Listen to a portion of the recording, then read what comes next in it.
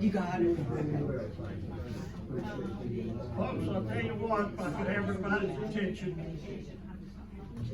and we'll go ahead and get started. Got a few announcements that were left up here. First, a reminder that on the 21st, That might have been yours, and it's. which is in just a few days, we're still planning the blood drive at the Fellowship Hall here at First Methodist Church. If anybody's interested in donating, there's some slips here, just with some general information. I'll put those on the clipboard. There's also a clipboard, and it's early, but this was up here from Mature Methodists are planning an outing to the Hub in Hudson on Thursday, October the 10th, to have dinner and see the play My Fair Lady. So the dinner begins at 6:30, followed by the play at 7:30. At this time, the only thing I can tell you about the cost of tickets is they are probably in the range of $30 to $40 range. That includes your meal.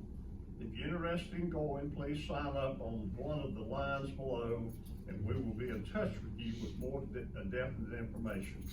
So anyway, I've got that on clipboard. We'll be handing it around. Yes, Sandy? Yeah, it's really not early. We have to order the tickets. They open on Tuesday of this week.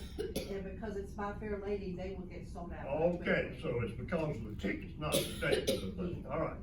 So anyway, I'll put the blood drive flyers and that thing on this clipboard started around. Do we have other announcements of things to share with the class? Yes. I just want to thank everybody for your calls and your cards, and most of all for your prayers. I really do appreciate it. And we're glad you're back. Okay.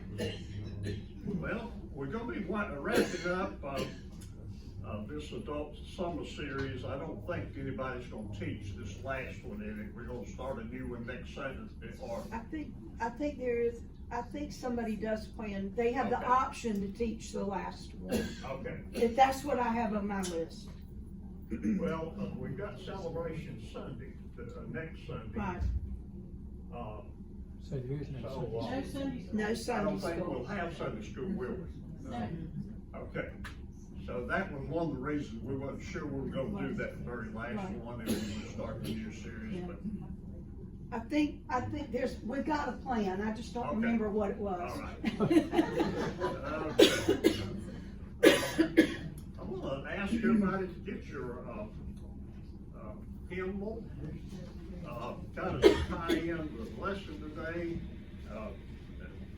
Psalm 130, page 130. God will take care of you, and we'll do verses 1, 3, and 4.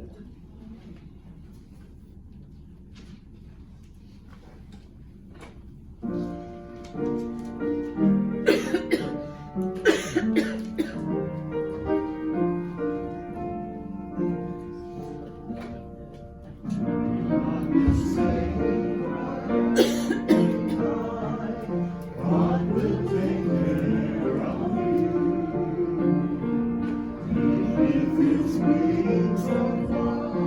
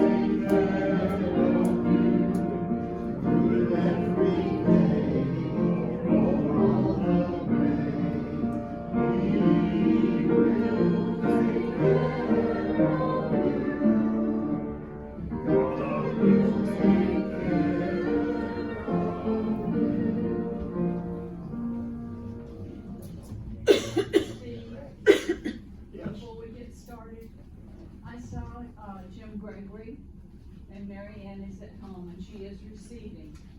But, he said instead of food, if people would like, they could do a Walmart gift card. I don't know. They're in a Medicare gap right now, and, this home care is getting pretty expensive. Oh, I'm sure. So I just wanted to pass that on to the class. Can they retro her Medicare?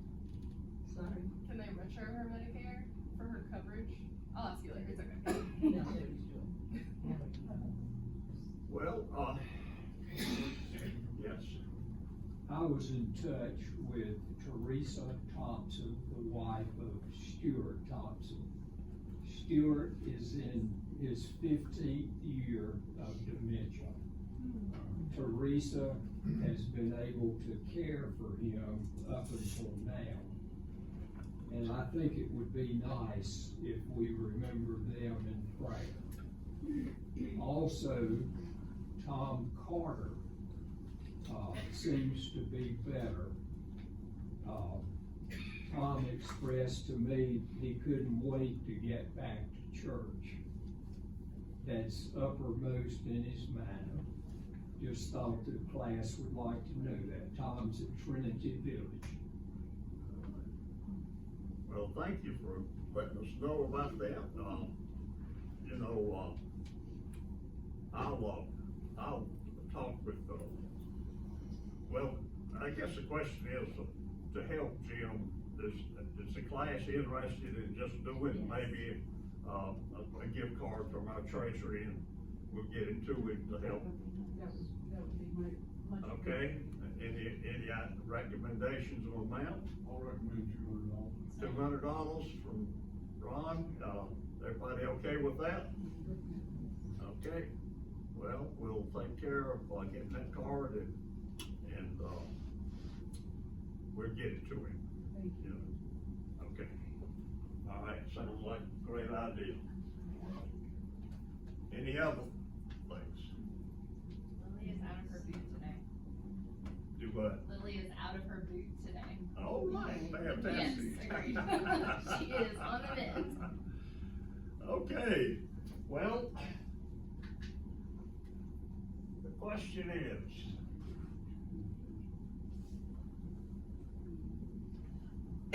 what does that word mean to us? Somebody want to get a definition of what joy is? Feeling good about. Happy, about feeling something. good? Feeling good about something. Yeah, Inner peace. yeah, okay. Anything else? Well, happiness is one of the things that I've certainly thought about. We don't really say we're full of joy as much as we say we're happy in our daily lives, but today's lesson is entitled Making Joy a Habit. And the purpose of the lesson is to understand how gratitude and thanksgiving leads to joyous living and heartfelt worship. So the scriptures come out of the book of Psalms, and there's a pretty good amount, but they're very short bullet type thing. I'm gonna read these and then we'll get into some discussions. It says, I will lift you up high, my Lord, the true King. I will bless your name forever and always. I will bless you every day. I will bless your name forever and always. The Lord is great and so worthy of praise. God's greatness can't be grasped. One generation will praise your works to the next one, proclaiming your mighty acts. They will talk all about the glorious splendor of your majesty. I will contemplate your wondrous works. They will speak of the power of your awesome deeds. I will declare your great accomplishments. They will rave in celebration of your abundant goodness. They will shout joyfully about your righteousness. The Lord is merciful and compassionate, very patient and full of faithful love. The Lord is good to everyone and everything. God's compassion extends to all his handiwork. All that you have made gives thanks to your Lord. all your faithful ones bless you. They speak of the glory of your kingdom. They talk all about your power, to inform all human beings about God's power and the majestic glory of God's kingdom. Your kingdom is a kingship that lasts forever. Your rule endures for all generations. The Lord is trustworthy in all that he says, faithful in all that he does. The Lord supports all who fall down and straightens up all who are bent low. All eyes look to you, hoping, and you give them their food right on time, opening your hands and satisfying the desire of every living thing. The Lord is righteous in all his ways, faithful in all his deeds. The Lord is close to everyone who calls out to him. And to all who call out to him sincerely, God shows favor to those who honor him. Listening to their cries for help and saving them, the Lord protects all who love him, but he destroys every wicked person. My mouth will proclaim the Lord's praise, and every living thing will bless God's holy name forever and always. And the kind of key verse that this author chose out of this is, they will rave in celebration of your abundant goodness. They will shout joyfully about your righteousness. So the question is, and this is, what form of worship do you like? You know, these scriptures talk about honoring God, worshiping him. So, how many of you like a traditional service better than a contemporary? How many like contemporary band? I like them both. That's We have that as a Yeah, this thing is good. Basically leading us into a little bit of discussion about this. It says, over the last several decades, sparked by cultural change and advances in technology, alternative worship types have been emerged.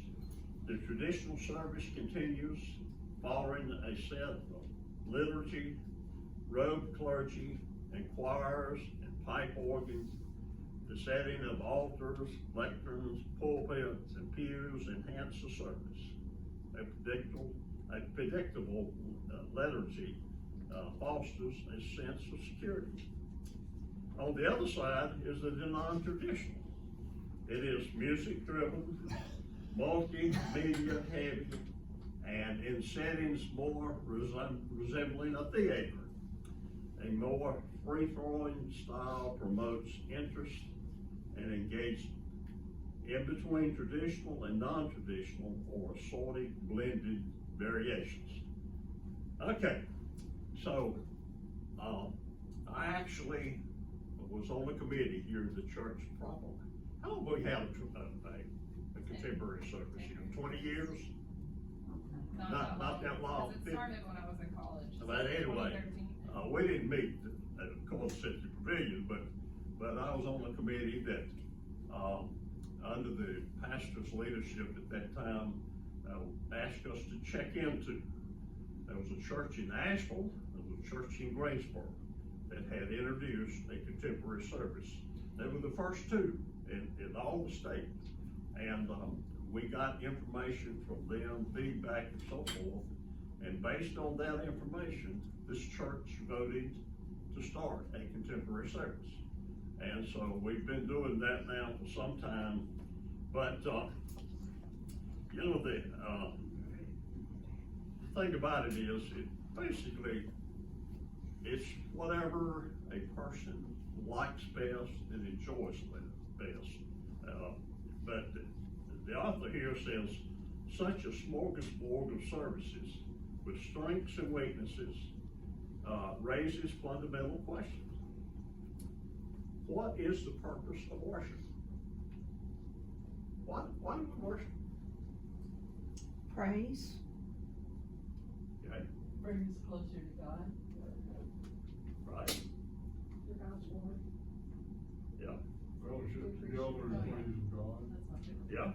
key, getting Christians together, you know, in God's place and studying and learning.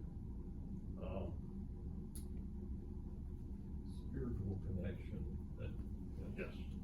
Oh, that's,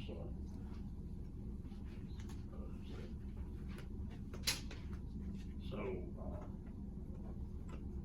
you know,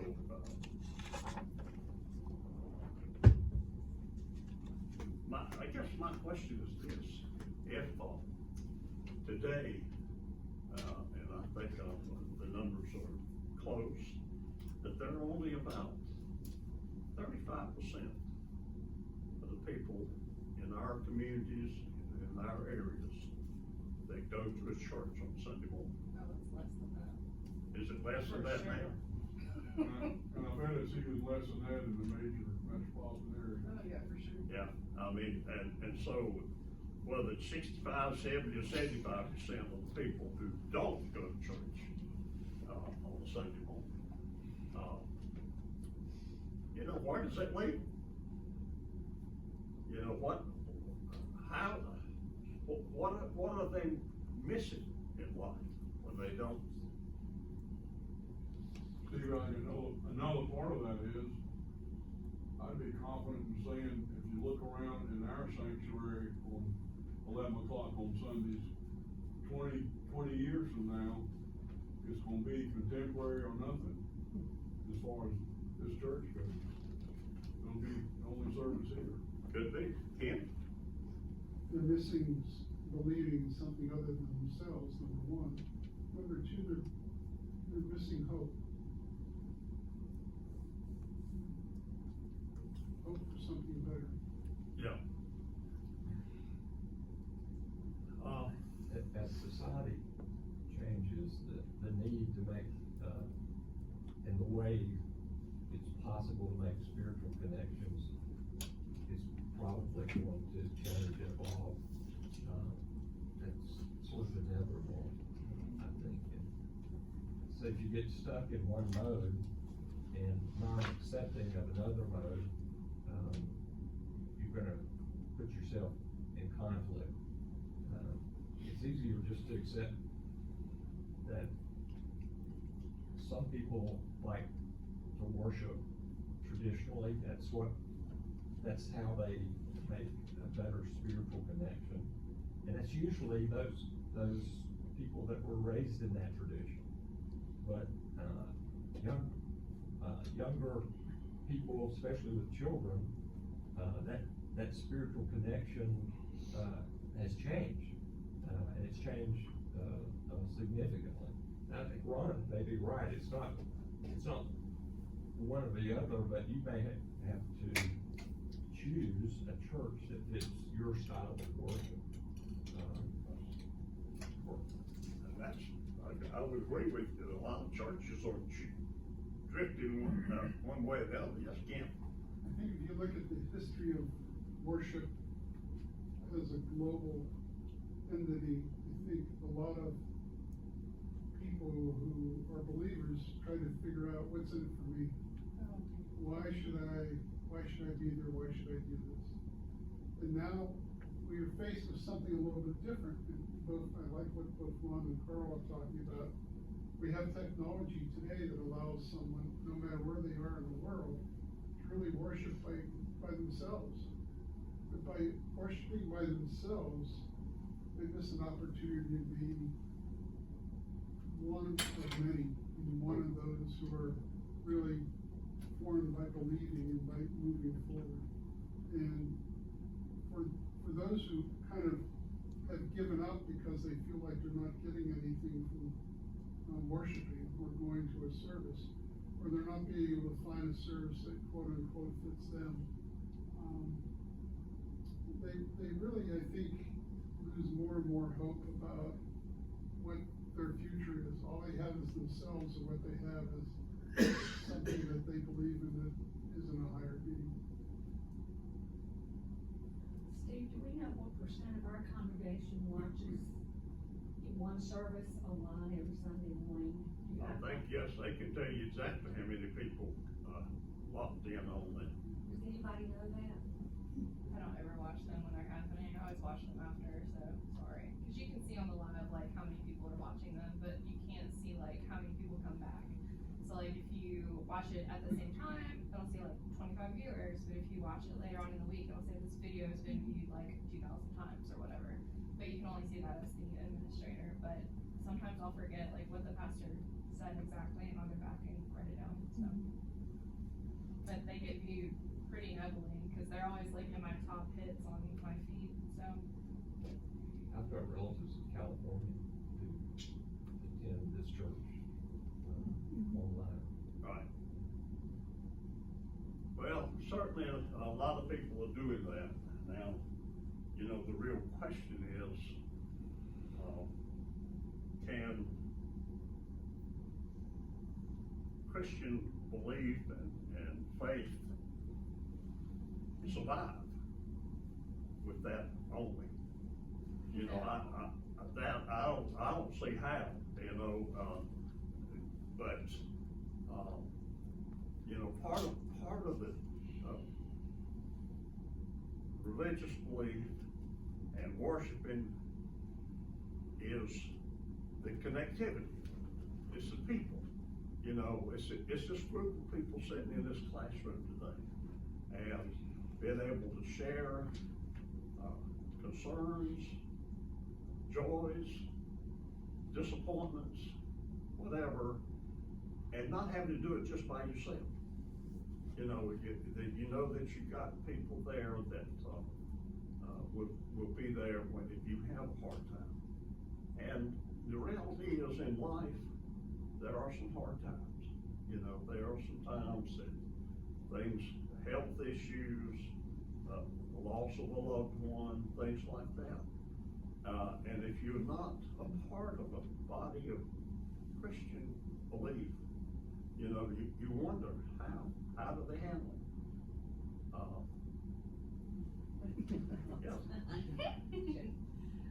Instead of helping us on that level, which it does, I've often heard things in this class from other people, and it's like an approach to a scripture, and I'll think, oh, I never thought of it that way.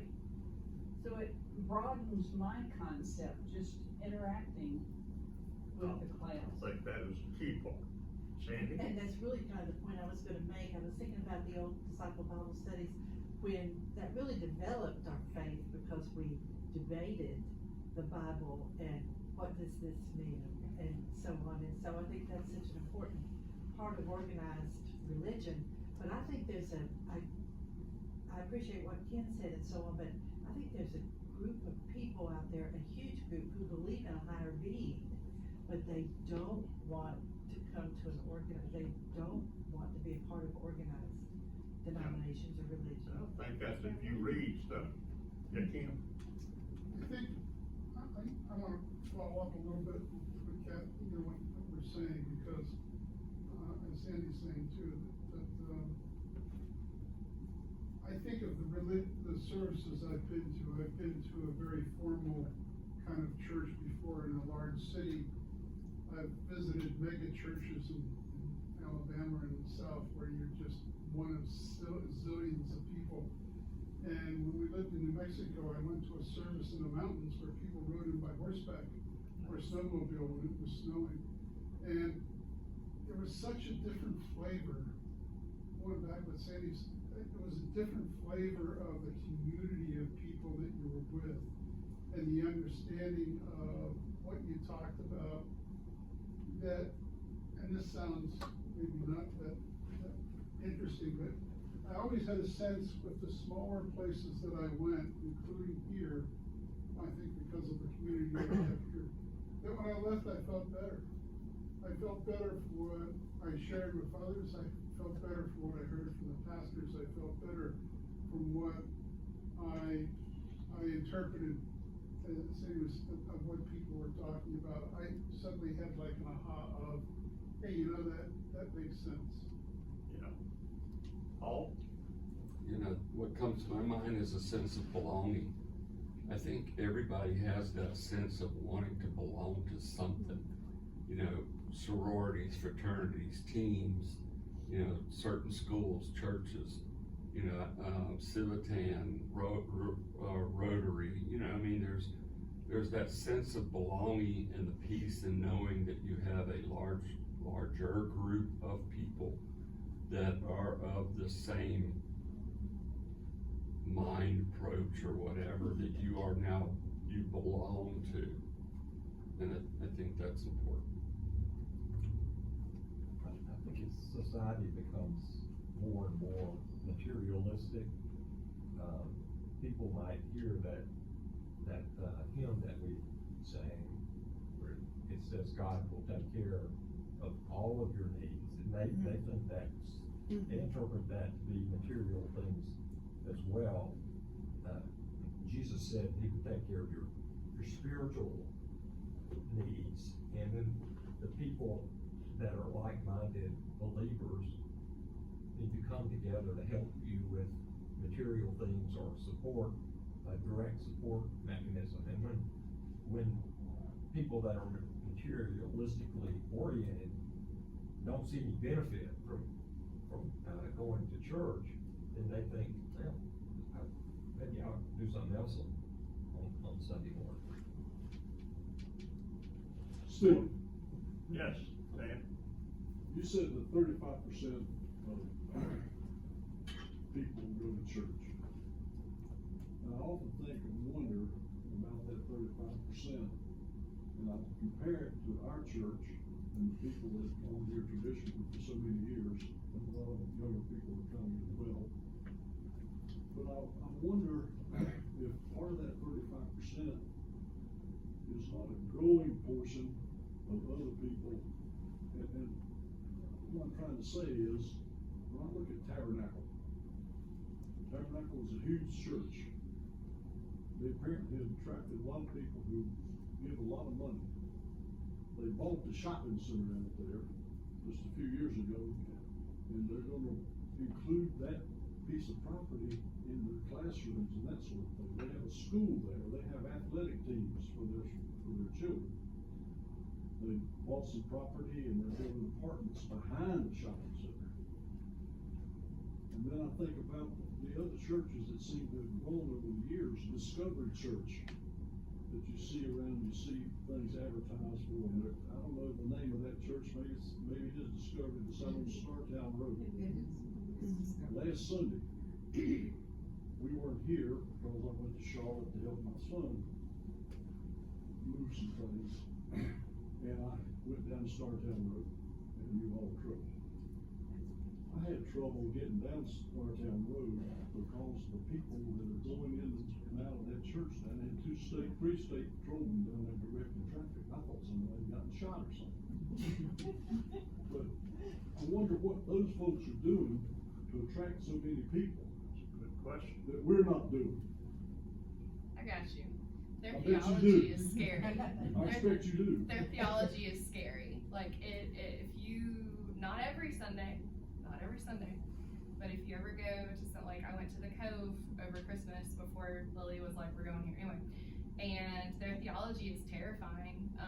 They preached against single women, they preached against the LGBTQ plus community, they preached against, like they're the least progressive individuals ever. So that conservative theology plastered in an upbeat service is what the magic sauce is. Whereas in both the traditional and the contemporary, and I'm assuming the 8 o'clock service, the message is pretty gosh darn progressive. And regardless of how it's packaged here, I feel like it's still in line with ultimately what God has. And as far as like having a contemporary service, it bothers me a lot that it gets a bad rap or whatever. But that's a lot closer to what it was in the Bible. It was like people hanging out together in tents, having some dinner, going around, talking about what they thought God was. Like, contemporary is a lot closer to getting fussed at because you sat in somebody's pew and causing a lot of gossip because I sat in somebody's pew 2 weeks ago. And I was sitting in the front. I was a bad Methodist. I was like, I'm gonna sit in the front. Nobody's gonna get, but so, right? Okay. So the sweet lady, she was very nice. She was like, no, it's okay, it's not my pew. But everybody else was like, you sat in her pew. But yeah, so like part of it is that they're, in my opinion, they're very, very conservative, very scary theology means that as a single mom who had a child and wasn't married, I'm not welcome there. And they preached to Lily things that were extremely uncomfortable for me, trying to indoctrinate her with that we're not a family because I'm not married. Like, it was terrifying, some of the stuff that she came back with. So, Can I ask you? For sure. Cause I'm not sure. Go ahead. You're are you talking about the Cove The or Cove. Discovery? The Cove, but I'm What sure is that that in relation to Discovery? they're both contemporary, and if you look at their theology, Discovery I- also comes okay. from like a Southern I wasn't Baptist. sure which church you were talking Yeah, about. so You're they talking also, about The Cove. any, Where is that? it's Where in is the Cove? Statesville, Mooresville, Oh. and then there's also Community FUMC or something like that, that's just, like, they have a neighbor church in Statesville, and then they have another church up here. They're bragging about how the fact that they collected like $2 million, and they had $2 million in their treasury, and they hadn't given anything away to anybody. Like, that's not the point, guys. Like, the point is not like, look at how much money we can hoard. Anyway, now I'm done. Kathy? I think we've got two kinds of things going on here. I think whatever, we've looked at our style of worship. For me, I'm traditional, which is funny because I didn't grow up that way. I grew up in such a little country church that we didn't have all of that. But my personality is so type A, and I like order, and I like method, and I want to know. And I feel like the worship service, when you walk in, there's a tone that is set, and setting the tone. And for me, that's the traditional tone, where we have the music in the beginning, that we now call it the centering music, but you get yourself ready for worship. That works for me. For other people, what I look at as a concert, they find that as their worship space. That doesn't work for me.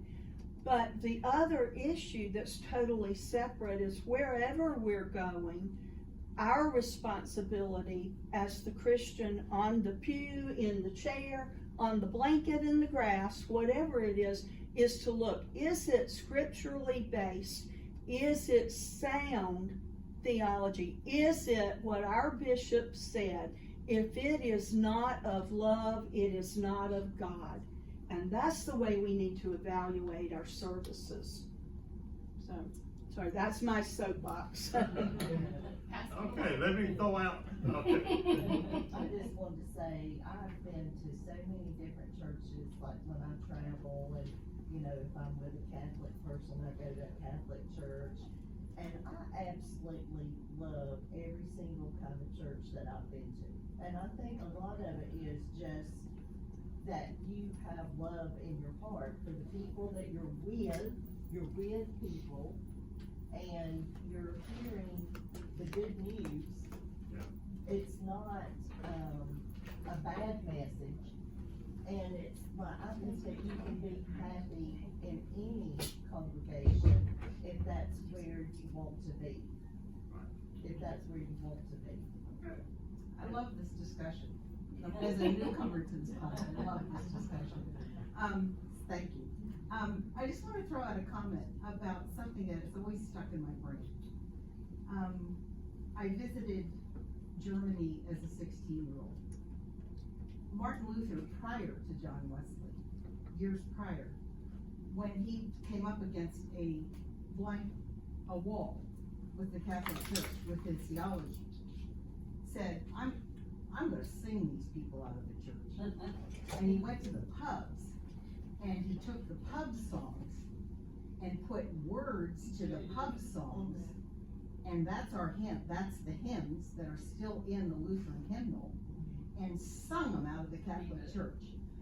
And then you fast forward to the Methodist revival awakening in the 1800s and then later on, and they took the music of the time and people embraced it, and now we have contemporary worship. And when we moved to this area from out of state 16 and a half years ago, I was so excited because Asheville, I knew, everybody knows about Nashville being the country center of the world, but I also knew that Asheville was the bluegrass capital of the world. And I was like, well, there's gonna be bluegrass worship. Well, 2 months ago, our family came to the contemporary service because you had bluegrass worship. So I'm just saying that we're still singing people into our churches with type of music, and this is a wonderful discussion. I was gonna say too, you have to remember, contemporary is a moving target, and it, John Wesley, well, his brother Charles in time was actually almost more well known than he was, because he wrote the greatest hits for England in 1760. And, you know, from Come Thou Long Expected Jesus, I'm not a big Advent fan, but every time I hear that, it has a different tune. I bet there's even a rap version to that. But the, you know, Hark the Herald Angels Sing, and those were contemporary for people who felt like church wasn't for them. And both brothers just said, well, we'll warm them up with some good singing and worship that's a little lower level than the Anglican Church in England in that time.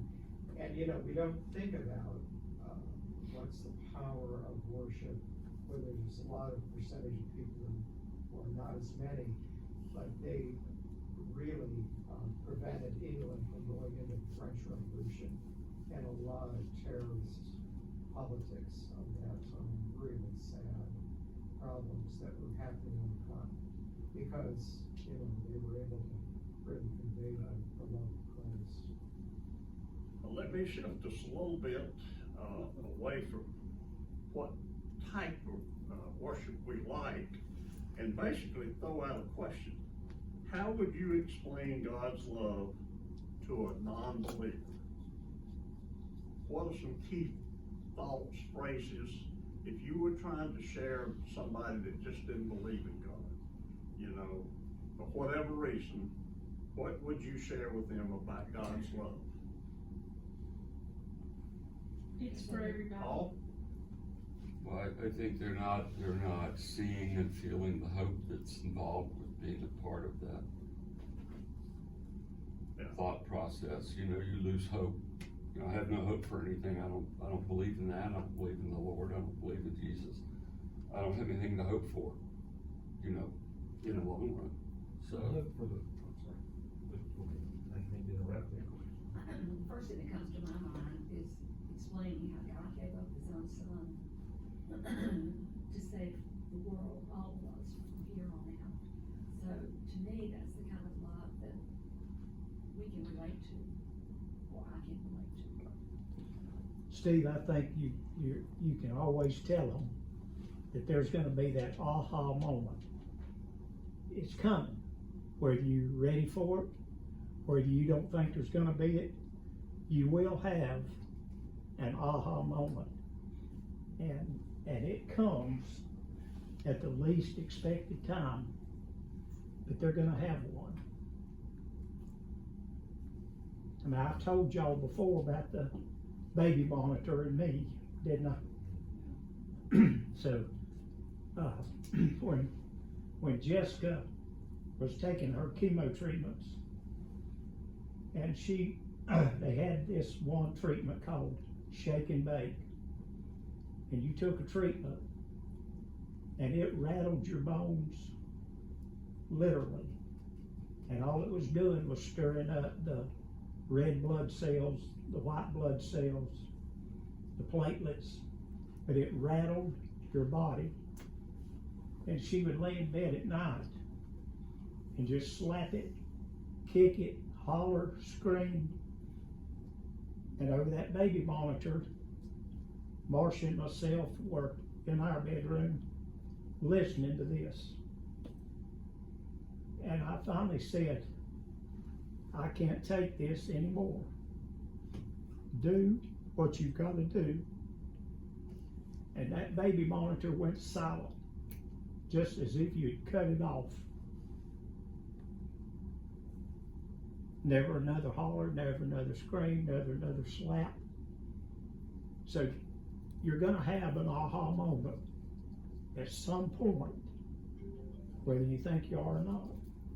And you are not in control I thought I was, making sure she got to Winston, making sure she hit every appointment, making sure she got every treatment. I thought I was in control getting this done. Told me in a hurry who was in control. Thank you for sharing that, Richard, yes. The hope for Christianity is, as I see it, is, putting that hope in the life and teachings of Jesus Christ. We sometimes seem to hook our wagons to people, even people like Martin Luther and John Wesley. They're people, and they made a lot of mistakes, just like all people do. And it's not so much that we're Methodists or Lutherans or Catholics, it's we're Christians first, and we choose a denomination that fits with our Christian beliefs. But anytime you put a person, any person, ahead of the life and teachings of Jesus, then it seems like me, you missed the point. Dan, did you want to say something? Okay. All right, well, let's go to the next question. What, huh? Okay. What does it mean to you that God desires us to live a life of celebration? How does that reflect God's love for us? So, you know, the scriptures in the Bible says God wants us to be happy, have a life of celebration, to enjoy everything about our lives. And so the question then is, what does it mean to us that God wants us to do that, or to enjoy life?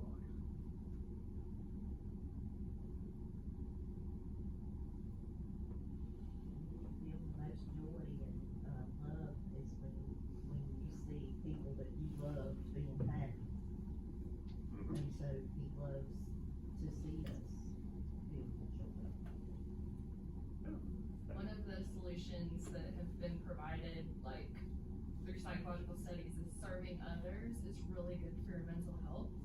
And one of the primary principles of the church is that we're here to serve each other and to help each other and proverbially or literally wash each other's feet. And so within the church, you have a lot more opportunities for that well-being. So, yeah.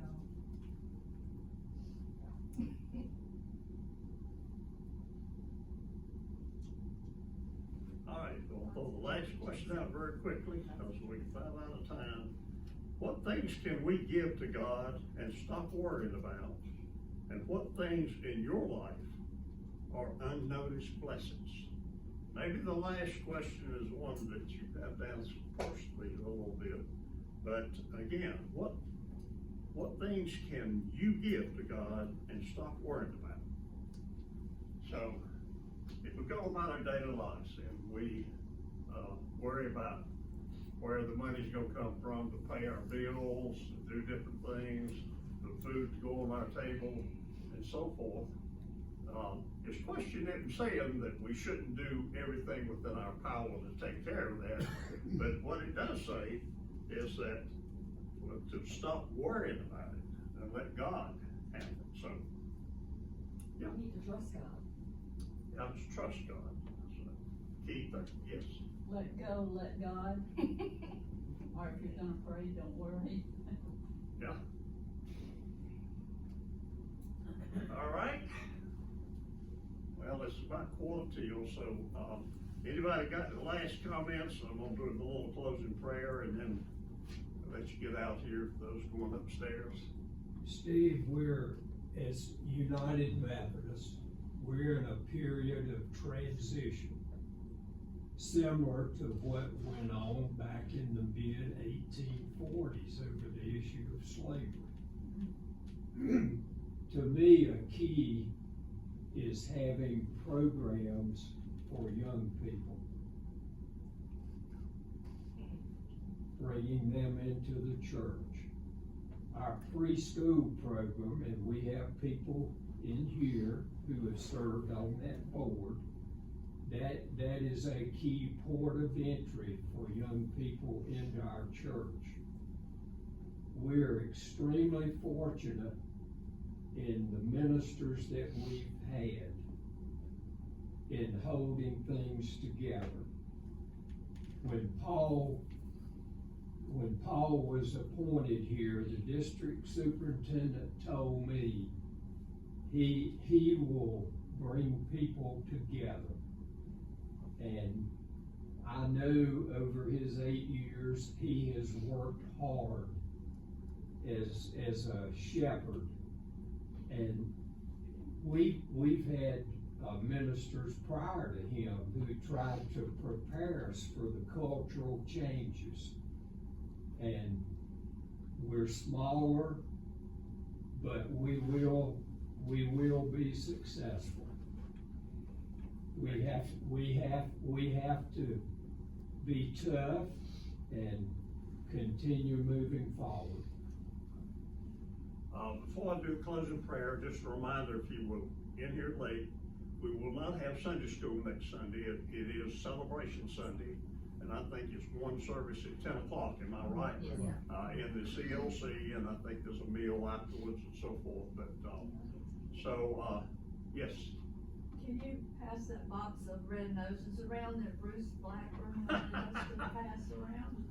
Well, these days, if you would like a red nose, I tell you what, let me set them back here at the back and you can get them as you go out the door. Do you need a nose? Do you need a nose? Keep it for Those Christmas. are not brand new, I don't think.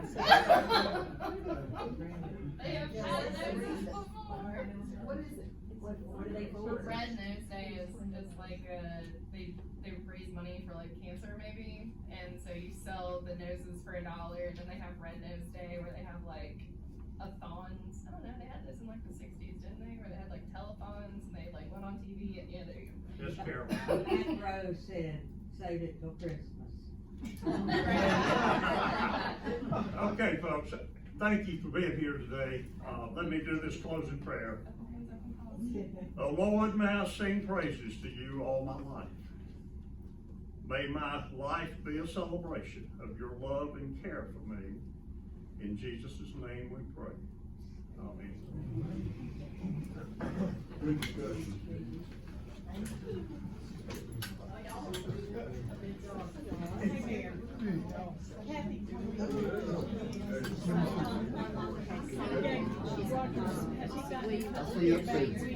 Yeah. Okay, well, she said your choice, you do whatever you want.